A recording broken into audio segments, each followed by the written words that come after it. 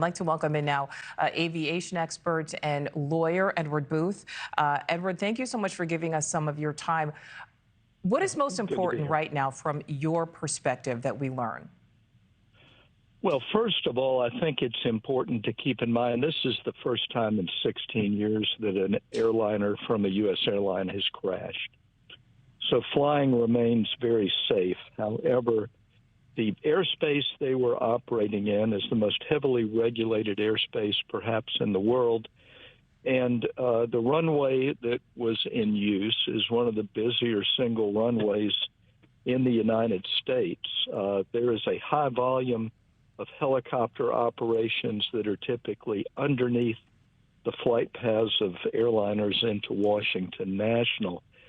Unfortunately, I think the reality here is that military helicopters do not transmit their position the way civilian airliners and civilian airplanes do. And the implication of this is airplanes have sophisticated collision avoidance systems that tell them where other airplanes are. With these helicopters not having the ability to transmit their position, the pilots of the regional jet were operating less one safety feature that's pretty much assumed into the system.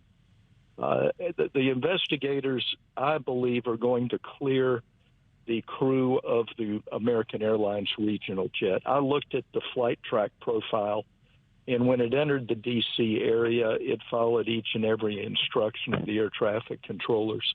And a pilot who is lined up to land at 350 feet has no expectation of having to deal with traffic. That is supposed to be sterile, protected airspace.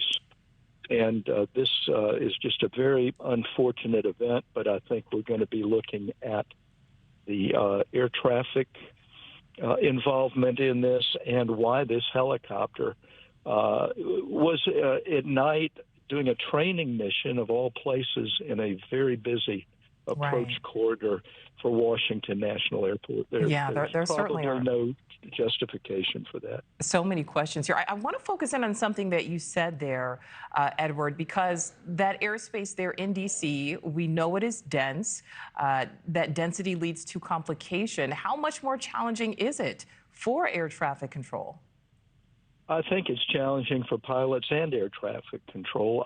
Before 9/11, I landed small airplanes at Washington National, and you had to be on the top of your game to do that safely. I have a special authorization that allows me to land at a place called College Park Airport, which is in the Washington, D.C. flight prohibited zone.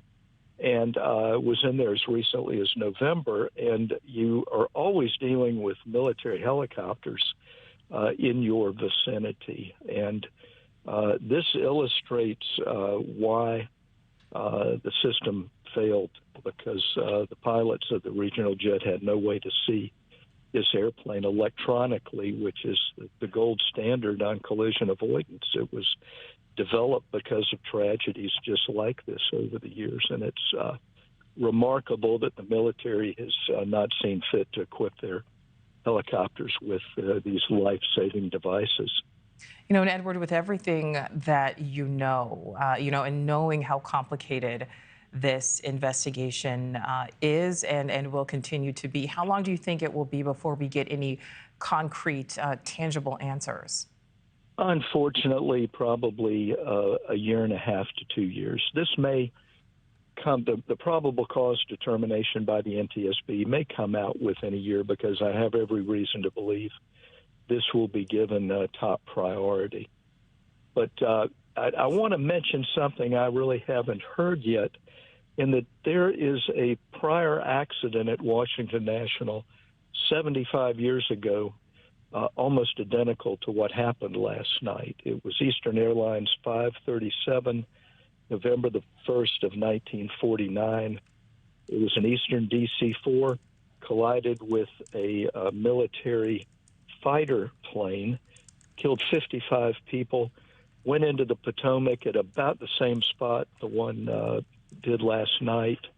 And with 55 fatalities, it was the worst airline disaster in the world up until that point in time. And so this has happened before. This is an opportunity to learn from it and see that it doesn't happen again. Yeah, absolutely. Yeah, some very tragic similarities there. Thanks for watching. Go to joinnn.com to find News Nation on your screen. And don't forget to click the red subscribe button below to get more of News Nation's fact-driven, unbiased coverage.